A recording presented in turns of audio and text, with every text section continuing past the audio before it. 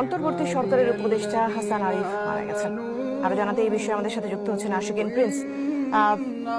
Prince, আমরা যতদূর জেনেছি যে অন্তর্বর্তী সরকারের উপদেষ্টা হাসান আরিফ মৃত্যুবরণ করেছেন, এই বিষয়টি একটু বিস্তারিত জানাবেন।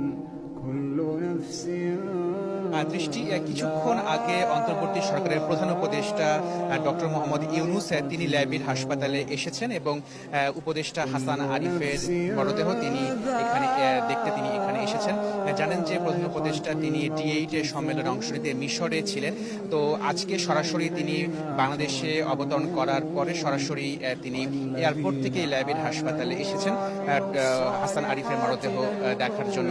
এবং আপনাকে জানিয়ে রাখি যে ল্যাবির হাসপাতালে যে মিডিয়া ম্যানেজার রয়েছে তিনি আমাদের জানিয়েছেন যে মূলত বিকেল 3টার দিকে হাসান আরিফকে এই ল্যাব হাসপাতালে নিয়ে আসা হয় এবং 3টা 35 মিনিটের দিকে চিকিৎসক ল্যাবের হাসপাতালে